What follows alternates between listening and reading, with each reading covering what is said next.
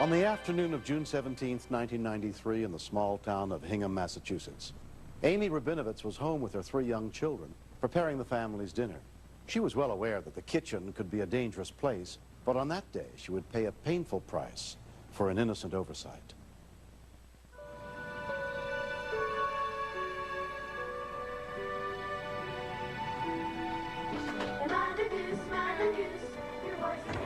I was making spaghetti sauce. Abby was a normal little 14-month-old girl, very much into Barney. Never moved away from the screen when Barney was on. I had to pour out the boiling water into the sink. The baby gate had broken 2 days beforehand, so I wanted to make sure they weren't in the kitchen.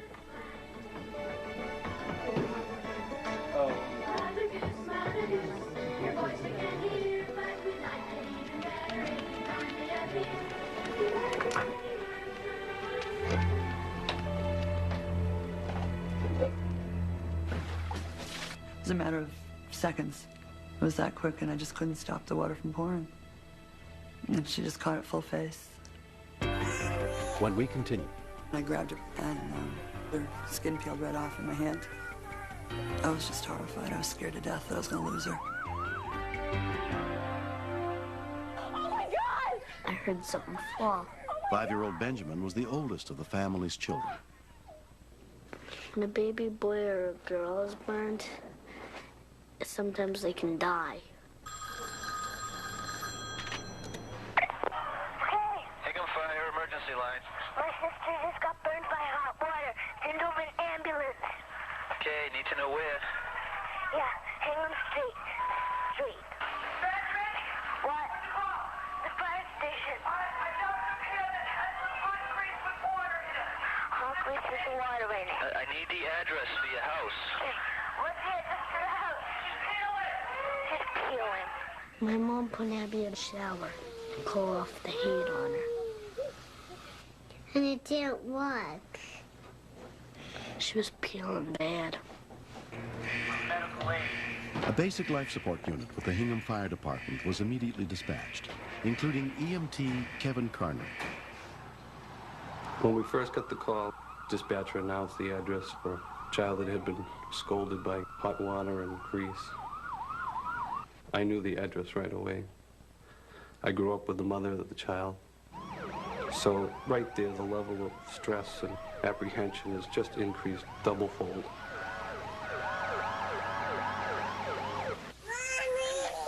I grabbed her, and her skin peeled right off in my hand. I was just horrified. I was scared to death that I was going to lose her.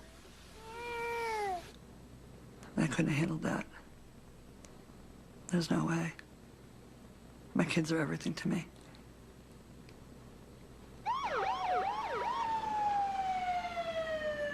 Kevin and his partner, EMT Michael Antone, arrived within 3 minutes of the call.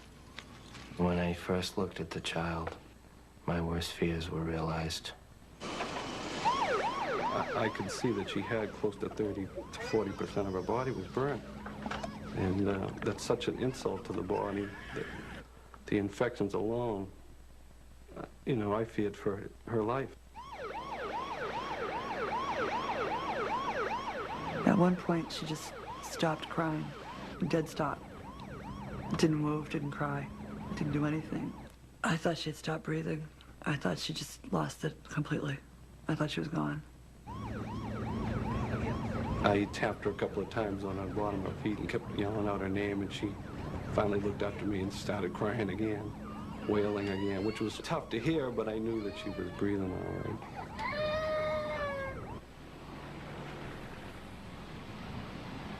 Because of the severity of her burns, 14-month-old Abby was transferred to Shriners Burns Institute in Boston and put under the care of Dr. Robert Sheridan.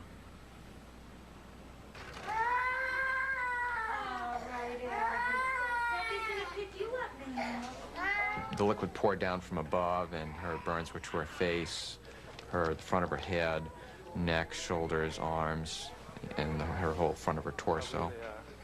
About a third of her skin was gone. In many parts of the world, even today, an injury this size in a child this age is a lethal injury. Abby's father, Stephen, went to the hospital as soon as he heard what had happened. There's nothing that can prepare you for walking into a burn trauma unit. The first thing is the smell that hits you. To see her like that, all bandaged up, it was somebody else's baby. It wasn't my baby. The guilt I felt was incredible.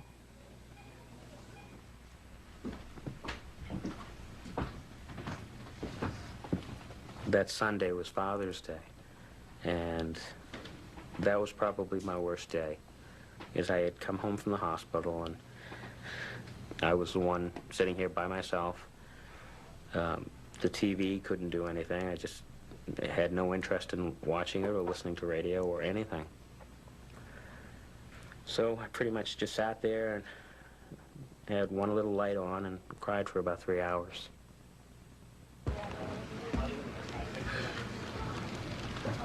Dressing changes are painful episodes which happen twice a day.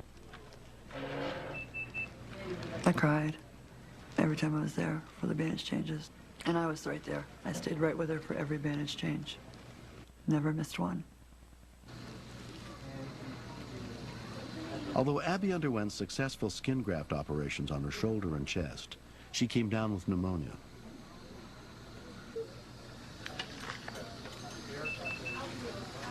Her blood count was real low.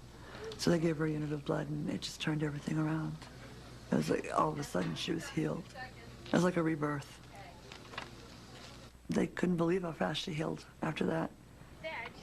On July 17th, 1993, just 4 weeks after the incident, Abby was released from the hospital.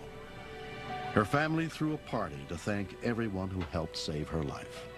Because Abigail's injuries were so severe, we didn't think she was going to make it. So to have her alive today, running around the front lawn of her house, is just so rewarding. We've had some tough times, but it helped to restore a lot of our faith in humanity, to know that people do care. Come on in. Hi, Abby. We always tell all the kids, call the ambulance if you need it. Don't even hesitate. That's what they're there for. So how are things going? Our area does not have 911, but only a month beforehand, I had programmed into my speed dial phone the fire department number. Some of the parents find that massaging helps as well. I still feel the guilt. And sometimes I just pick her up and I just tell her I'm sorry. I wish it hadn't happened. Medicine helps for a little while. Right. It takes the edge off. Yeah. The majority of burns that we see are cooking accidents or bathing accidents. 70% or so of the injuries that we see are from hot liquid. Okay, come on, let's go. But I always used a baby gate.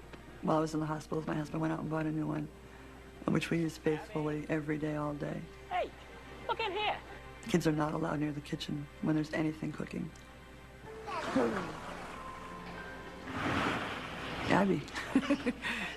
She's mentally 110%. Beats up on her brother and sister again. She's wonderful.